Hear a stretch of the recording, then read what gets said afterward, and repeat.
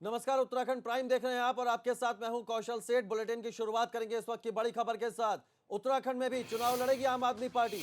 बड़ी खबर आपको बता रहे हैं, विधानसभा चुनाव के लिए आम आदमी पार्टी ने सर्वेक्षण कराया था और केजरीवाल बोले हैं 62% लोगों का समर्थन मिला है उन्हें। बुनियादी मुद्दों पर चुनाव लड़ेगी आम आदमी पार्टी, केजरीवाल का यह कहना है। अविनाश हमारे संवाददाता ज्यादा जानकारी के साथ जुड़ गए। अविनाश, उनके पास जाएंगे, अविनाश का रुख करेंगे, लेकिन उससे पहले केजरीवाल ने क्या कहा वो सुनवाते हैं आपको। देखिए, पिछले 2.5-3 महीने में जब ये अपना कोरोना का सारा लॉकडाउन वगैरह चल रहा था, इस दौरान दिल्ली में अपने उत्तराखंड के बहुत लोग रहते हैं। पहाड़ों से आए हुए बहुत लोग रहते हैं। उनमें कई लोग आए मेरे पास और उन्होंने कहा कि दिल्ली के अंदर इतना शानदार काम हुआ है पिछले 5 साल में, आप उत्तराखंड में आके चुनाव लड़िए। एक व्यक्ति आया अपनी बहुत सारे कॉलोनी के लोगों को लेके, उसकी बेटी के 93% नंबर आए थे और सरकारी स्कूल में। तो उसने कहा मैं तो सोच भी नहीं सकता था कि इतने अच्छे नंबर आएंगे, मैं अपनी बेटी को डॉक्टर बनाना चाहता हूँ।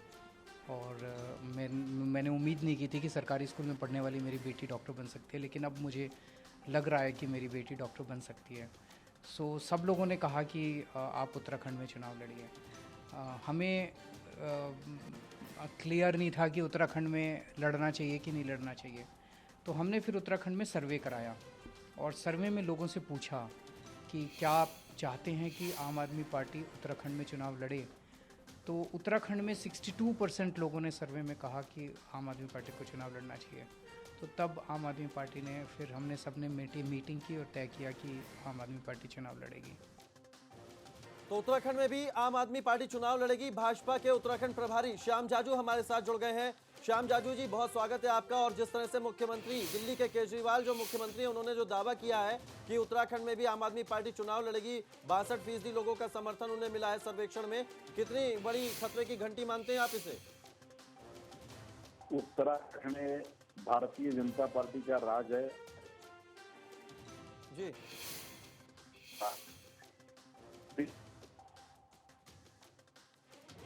श्याम जाजू जी, आपकी आवाज सही से नहीं मिल पा रही है। तो आम आदमी पार्टी उत्तराखंड में विधानसभा चुनाव लड़ेगी। अविनाश हमारे संवाददाता भी हमारे साथ बने हुए हैं। अविनाश, केजरीवाल के इन दावों में कितना दम है और इसकी वजह से उत्तराखंड की जो पार्टियां हैं उनकी परेशानी कितनी बढ़ने वाली है?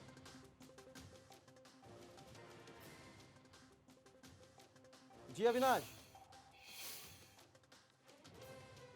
लगता है संपर्क टूट गया है। तो बड़ी खबर हम आपको बता रहे हैं, उत्तराखंड में भी आम आदमी पार्टी चुनाव लड़ेगी। विधानसभा चुनाव के लिए आम आदमी पार्टी ने उत्तराखंड में सर्वेक्षण करवाया है और केजरीवाल का यह कहना है कि 62% लोगों का उन्हें समर्थन मिला है। अजीत राठी हमारे उत्तराखंड के ब्यूरो चीफ हमारे साथ जुड़ गए, उनसे जानते हैं केजरीवाल के इन दावों की हकीकत। जी अजीत, जिस तरह से केजरीवाल ने दावा किया है कि हम उत्तराखंड में भी चुनाव लड़ेंगे, एक सर्वेक्षण कराया है, 62% लोगों का समर्थन है, तो बाकी राजनीतिक दलों के लिए कितनी परेशानी की बात है ये? देखिए, ये काफी परेशानी की बात है। आपने जैसे अभी किसी सर्वेक्षण का जिक्र किया है जिसमें मुख्यमंत्री केजरीवाल इस बात को कह रहे हैं जी। तो उनकी पार्टी के कुछ नेता आज उत्तराखंड भी आ रहे हैं। तो उत्तराखंड में वो आज अपनी प्रेस कॉन्फ्रेंस वगैरह सब करेंगे और वो अपनी पार्टी की रणनीति का खुलासा करेंगे। जो पार्टी के उत्तराखंड के प्रभारी हैं दिनेश मोहनिया, वो विधायक नहीं है दिल्ली से, तो वो अपनी रणनीति का खुलासा करने जा रहे हैं। और यहाँ की जो सिचुएशन है मैं आपको बता देता हूँ। ये भारतीय जनता पार्टी के जितने भी संगठन के पदाधिकारी, विधायक और जो तमाम तरह का असंतोष पिछले दिनों से देखने को मिल रहा है, जो सतह पर उभर कर रहा है, वो तो आ ही रहा है। और उधर दूसरी कांग्रेस पूरी तरह से हरी शराब में समाहित हो गई है। तो ऐसे में जो ये सर्वे जिस चीज की बात हो रही है, तो 62% ना हो तो कितना भी फीसदी हो तो वो अपना काम कर सकता है। क्योंकि बीच में जिस तरह से लोगों के फ्रस्ट्रेशन से एक नई राजनीतिक ताकत का उदय होता है, वो दिल्ली में सब लोग देख चुके हैं। बिल्कुल अजीत, आप हमारे साथ बने रहिए। श्याम जाजू भाजपा के उत्तराखंड प्रभारी हैं, वो भी हमारे साथ जुड़े हुए हैं। जी श्याम जाजू जी, आपकी बात पूरी नहीं हो पाई थी। केजरीवाल ने जो दावा किया है कि आम आदमी पार्टी उत्तराखंड में चुनाव लड़ेगी और 62% लोगों का समर्थन है, इसको किस तरह से देखते हैं इस बयान को? अभी मैंने केजरीवाल जी का बयान देखा है। 62% लोगों का समाधान उनको उनके सर्वे के आधार पे उनको लग रहा है। इसके पहले भी आम आदमी के पार्टी के सर्वे ने पंजाब में उनको रूलिंग पार्टी बता दिया था, गोवा में भी उनको राज दे दिया था और पूरे देश में उनकी डिमांड थी। तो ऐसे सर्वे के आधार पे आम आदमी पार्टी कहाँ तक सिमट गई है और दिल्ली छोड़ के बाहर कहीं उनको स्थान नहीं मिला है, जी। ये पूरे देश ने देखा है। सर्वे के आधार पे राजनीति नहीं चलती है।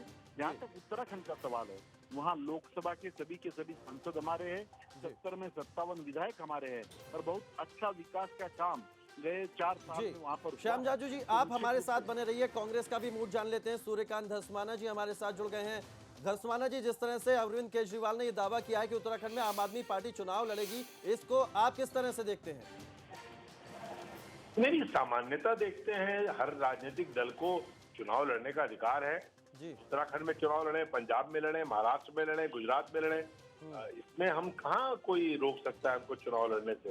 हर एक पॉलिटिकल पार्टी को अपना विस्तार करने का, अपना प्रचार करने का अधिकार है। जी। उसमें उन्होंने, लेकिन सवाल यह है, वस्तुस्थिति है कि उत्तराखंड में देखिए, शुरू से लेकर जब से राज्य बना है तब से लेकर अब तक यहाँ पर जो मुख्य मुकाबला रहता है कांग्रेस और बीजेपी का रहता है।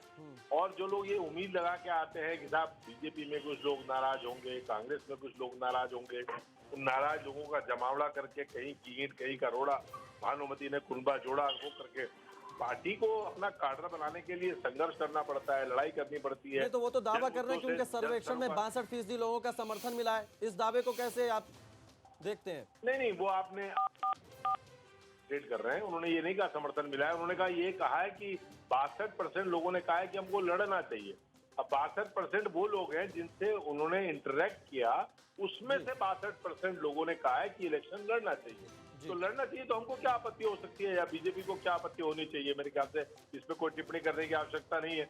वो लड़े, वो अपना टैली को सुधारें, वो अपना बढ़िया पार्टी के जनता के सरोकारों से लड़े, तो उसमें हमें क्या उसमें दिक्कत है? हर एक पॉलिटिकल पार्टी को, हम वो पार्टी नहीं है कि फला पार्टी से भारत मुक्त कर दो, फला को मुक्त कर दो। हम मुक्त वाले लोग नहीं है, हम तो को एग्जिस्टेंस वाले लोग हैं। लोकतंत्र में अपन को महात्मा गांधी ने, डॉक्टर अंबेडकर ने जो विरासत में दिया है, वो ये दिया है कि श्याम जाजू जी भी सुन रहे होंगे सूर्यकांत धस्माना जी आपकी बात। श्याम जाजू जी, आपका क्या रिएक्शन है? लगता है संपर्क टूट गया है। तो बहुत शुक्रिया आपका श्याम जाजू जी हमारे साथ जुड़ने के लिए। सूर्यकांत धस्माना जी, आपका भी बहुत शुक्रिया। तो उत्तराखंड में भी चुनाव लड़ेगी आम आदमी पार्टी। विधानसभा चुनाव के लिए एक सर्वेक्षण करवाया है। अरविंद केजरीवाल का यह कहना है कि उन्हें 62% लोगों का समर्थन मिला है जो चाहते हैं कि आम आदमी पार्टी उत्तराखंड में चुनाव लड़े। बुनियादी मुद्दों पर चुनाव लड़ेगी आप, ये कहना है आम आदमी पार्टी का। तो बड़ी खबर आपको बता रहे हैं, उत्तराखंड में भी आम आदमी पार्टी चुनाव लड़ेगी। अरविंद केजरीवाल ने यह कहा है, उन्होंने बताया है कि एक सर्वेक्षण करवाया गया था जिसमें 62% लोगों का उन्हें समर्थन मिला है जो चाहते हैं कि आम आदमी पार्टी उत्तराखंड में चुनाव लड़े।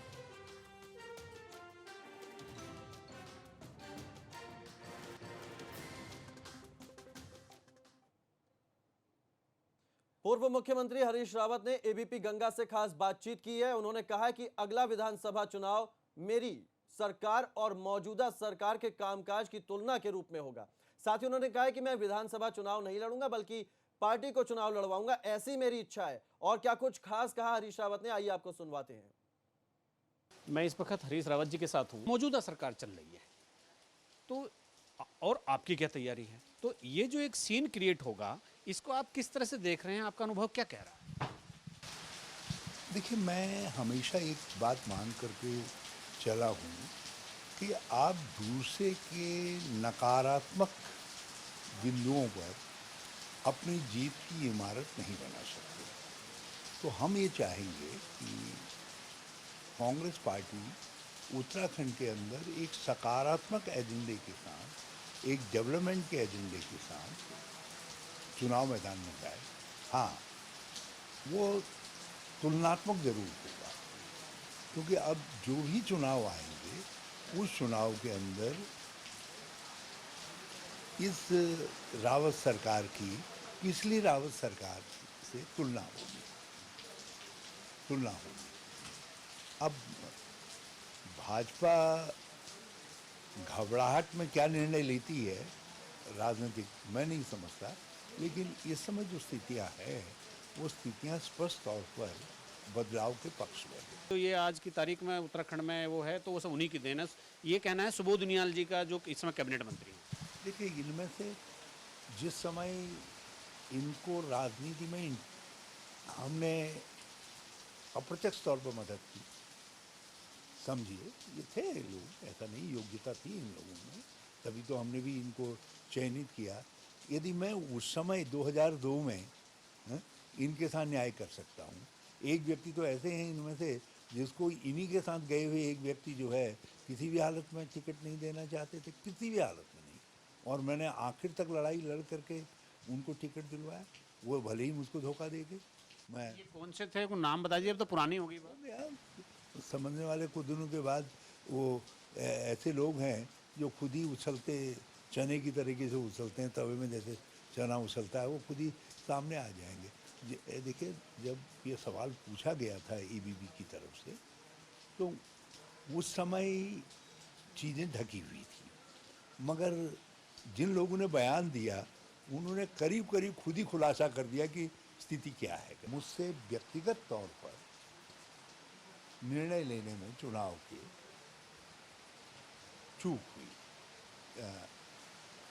और वो चूक ऐसा नहीं है कि किसी ने करवाई। मेरे पास ऑप्शन थे चुनाव लड़ने के, लेकिन मैं ये समझता था कि जब हम उत्तराखंडियत के एजेंडे को आगे बढ़ा रहे हैं, तो ऐसे में मुझको मैदानी क्षेत्रों से चुनाव लड़ना चाहिए, ताकि उत्तराखंड के समग्र विकास में जो क्षेत्रीयता का रोड़ा आता है उसको दूर किया जा सके, नंबर 1।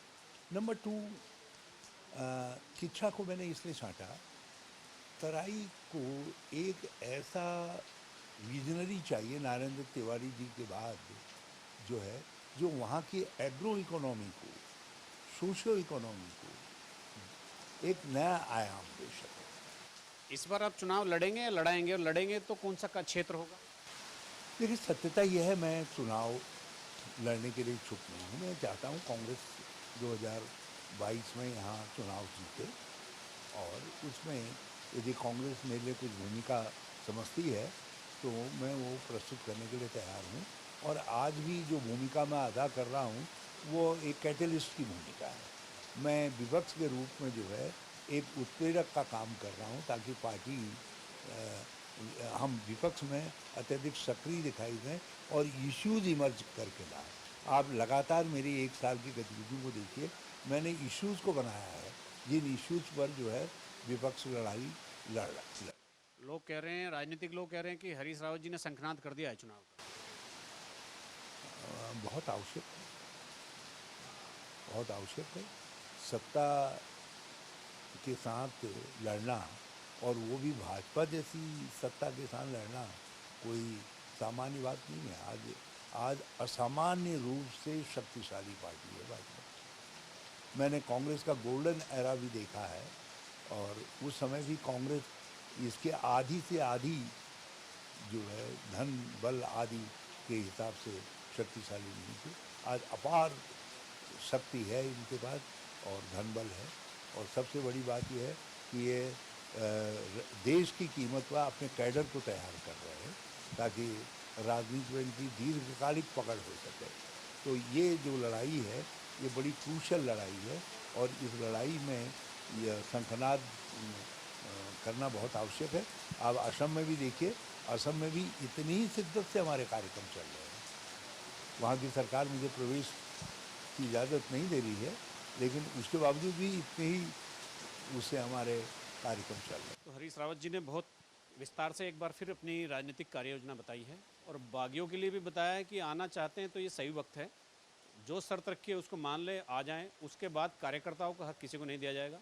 और एक बात और बहुत क्लियर कर दी है हरीश रावत जी ने, कि वो इस चुनाव को लड़ने के बजाय लड़ाने के इच्छुक हैं, पार्टी को चुनाव जिताने के इच्छुक है। उसके बाद जो भी भूमिका होगी उसको कांग्रेस हाईकमान तय कर लेगा। अपने सहयोगी कैमरामैन प्रमोद वाजपेयी के साथ एबीपी गंगा के लिए अजीत सिंह राठी। और इस वक्त एक बड़ी खबर आ रही है। हरिद्वार में विधायकों की बैठक के बाद हलचल बढ़ गई है। सचिवालय में सीएम से मिलने पहुंचे हरिद्वार के 4 विधायक। बड़ी खबर आपको बता रहे हैं, हरिद्वार में जिस तरह से विधायकों की बैठक हुई उसके बाद हलचल बढ़ गई है। सीएम से सचिवालय में हरिद्वार के 4 विधायक मिलने पहुंचे हैं, और इन विधायकों में सुरेश राठौर, स्वामी यतीश्वरानंद शामिल हैं। इसके साथ ही आदेश चौहान और देशराज कर्णवाल भी सीएम से सचिवालय में मिलने पहुंचे हैं। कल हरिद्वार के 6 विधायकों ने बैठक की थी और इस बैठक के बाद सियासी जो पारा है वो बढ़ गया। विनोद हमारे संवाददाता इस खबर पर ज्यादा जानकारी के साथ जुड़ गए। विनोद, पहले विधायक बैठक करते हैं और अब मुख्यमंत्री से मिलने आते हैं, क्या इस बैठक के बाद किस तरह की जानकारी अब सामने आ रही है? जी देखिए कौशल, मैं सबसे महत्वपूर्ण आपको ये बात बताऊं कि कल हरिद्वार में एक बैठक की गई थी और उसमें 6 विधायक भाजपा के वो बंद कमरे में गुप्त रूप की उन्होंने बैठक की। हालांकि तमाम महत्वपूर्ण मसलों को लेकर उनकी बैठक हुई होगी, उसके बारे में कोई जानकारी नहीं मिल पाई है और विधायकों ने पंचायत चुनाव पर रणनीति बनाने का हवाला भी दिया है। लेकिन जिस तरह से सियासी हलचलों में ये पूरी तरह से सुर्खियां बटोर रही है बैठक, उसके बाद में मुख्यमंत्री से वही 4 विधायक मिलने पहुंचे हैं।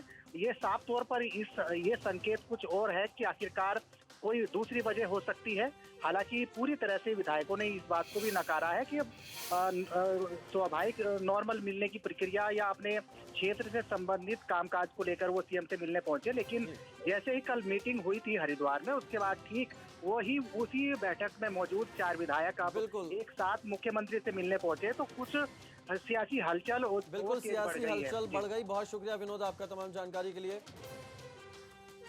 देहरादून में शहीद जवान राजेंद्र सिंह नेगी को श्रद्धांजलि दी गई। शहीद के आवास पर अंतिम दर्शन के लिए उनका पार्थिव शरीर रखा गया। सीएम त्रिवेंद्र सिंह रावत ने भी शहीद राजेंद्र सिंह नेगी को श्रद्धांजलि दी। शहीद को अंतिम विदाई देने के लिए सैकड़ों की संख्या में लोग पहुंचे और शहीद राजेंद्र नेगी अमर रहे के नारे लगाते हुए शहीद का पार्थिव शरीर हरिद्वार के लिए रवाना किया गया। अब हरिद्वार में शहीद राजेंद्र सिंह नेगी का अंतिम संस्कार किया जाएगा। आपको बता दें कि राजेंद्र सिंह नेगी सेना की 11वीं गढ़वाल राइफल्स में तैनात थे। वो बारामूला के गुलमर्ग इलाके में तैनात थे और 8 जनवरी को ड्यूटी के दौरान एवलॉन्च की चपेट में आने से फिसलकर पाकिस्तान की सीमा की तरफ गिर गए थे, जिसके बाद सेना ने काफी दिनों तक उनकी तलाश की और रेस्क्यू करने के बाद 15 अगस्त को शहीद के पार्थिव शरीर को ढूंढ लिया गया। तो शहीद राजेंद्र सिंह नेगी का पार्थिव शरीर आज उनके आवास पर रखा गया, जहां मुख्यमंत्री त्रिवेंद्र सिंह रावत ने उन्हें श्रद्धांजलि दी। सैकड़ों की तादाद में वहां पर लोग मौजूद थे। सभी ने नम आंखों से शहीद राजेंद्र सिंह नेगी को विदाई दी। 11वीं गढ़वाल राइफल में तैनात थे। हवलदार के पद पर राजेंद्र सिंह नेगी ड्यूटी के दौरान एवलॉन्च की चपेट में आए थे और 8 जनवरी 2020 को लापता हो गए थे। मुख्यमंत्री त्रिवेंद्र सिंह रावत के गैरसैंण में भूमि खरीदने के फैसले पर हरीश रावत ने चुटकी ली है। हरीश रावत ने कहा कि आज सिर्फ भूमि खरीद लेने से पलायन रुक सकता है तो ये बहुत सस्ता इलाज है। अभी तो भूमि खरीदी है, वहां मकान बनाइए, मैं खुद भी मिठाई लेकर पहुंचूंगा। तो गैरसैंण को लेकर हरीश रावत ने ये चुटकी ली है।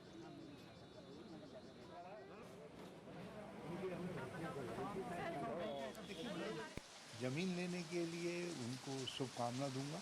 कल मकान बनाएंगे, उसके घर पैंस में यदि बुलाएंगे तो हम दावत खाने भी जाएंगे। लेकिन जो उन्होंने इसके साथ रिवर्स पलायन के सिद्धांत को जोड़ा है, वो रिवर्स इससे ये जाहिर हो गया कि राज्य के मुख्यमंत्री रिवर्स पलायन की गंभीरता को नहीं समझे। और इस वक्त देहरादून से एक बड़ी खबर आ रही है। प्रणब चैंपियन पर एमएलए सुरेश राठौर का बयान सामने आया है।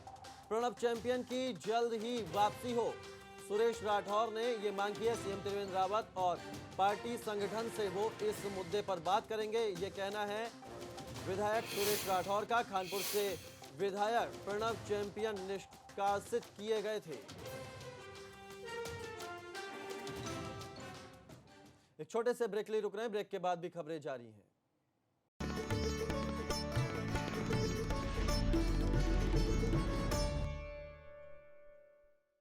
ब्रेक का स्वागत है आपका। और इस वक्त उत्तरकाशी से एक बड़ी खबर आ रही है। गंगोत्री नेशनल हाईवे बाधित हो गया है। भटवाड़ी से आगे कई जगहों पर रास्ता बंद हो गया है। गंगनानी, डाबरानी और थिरांग में बोल्डर गिरे हैं, बड़े बड़े बोल्डर गिरे हैं सड़क पर, जिसके चलते रास्ता बाधित हो गया है। बड़ी खबर आपको बता रहे हैं उत्तरकाशी से, गंगोत्री नेशनल हाईवे बाधित हुआ है। ये तस्वीरें भी आपको दिखा रहे हैं। देखिए बड़े बड़े बोल्डर सड़क पर आ गए हैं। भटवाड़ी के आगे कई जगह पर ये बड़े बड़े पत्थर पहाड़ से सड़क पर आ गए, जिसके चलते ये गंगोत्री हाईवे है जो बाधित हो गया है। उत्तरकाशी की ये तस्वीरें हैं। गंगनानी डाबरानी के पास ये बोल्डर गिरे हैं, जहां पर सड़क बंद हो गई है पूरी तरह से। इन बड़े बड़े बोल्डरों को देखकर अंदाजा लगाया जा सकता है कि किस तरह से रास्ता बाधित हो गया है।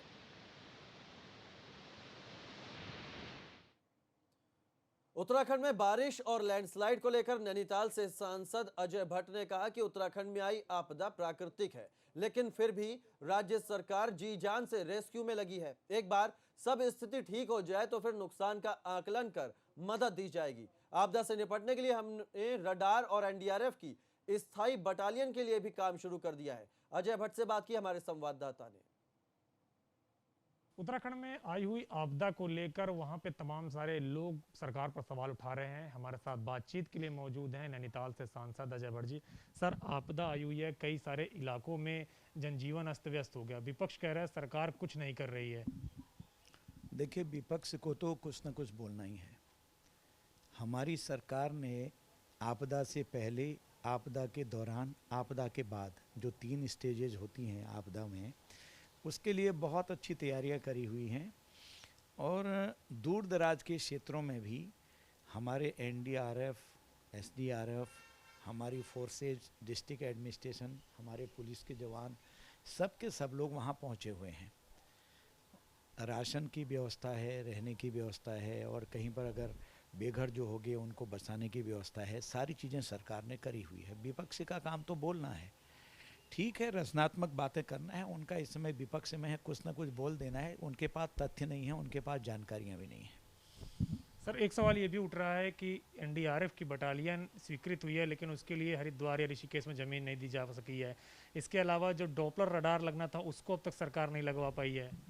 कार्रवाई बहुत तेज़ी से चल रही है। कुछ चीज़ों में थोड़ी सी परेशानियां होती हैं। अकेले स्टेट का मामला नहीं होता है, कई जगह से उसकी स्वीकृतियाँ आती हैं। तो वो अपने मेरे अंदाज से लगभग तैयारी पर है, लगेगा। बहुत तैयारियां की जा रही है। लंबे समय से हम लोग भी उठाते रहे। जब 13 में यहाँ पर आपदा आई थी, उस समय कांग्रेस की सरकार थी, तब भी हमने भी कहा नेता प्रतिपक्ष के नाते लगातार उसमें कुछ तकनीकी कमियों की वजह से नहीं लग पा रहा है। वो आ जाएगा, सब सारी चीज़ें तो हो रही हैं। शुक्रिया हमसे बातचीत करने के लिए। तो ये थे नैनीताल से सांसद अजय भट्ट, जिनका कहना है कि कुंभ की तैयारियां चल रही है। कोरोना की तत्कालिक परिस्थितियों के मद्देनजर उस वक्त निर्णय लिया जाएगा कि कुंभ में किस तरीके से आयोजन कराया जाए। कैमरामैन वीरपाल के साथ अविनाश तिवारी, एबीपी गंगा, दिल्ली। तो उत्तराखंड प्राइम में इतना ही, लेकिन एबीपी गंगा पर खबरों का सिलसिला लगातार जारी है।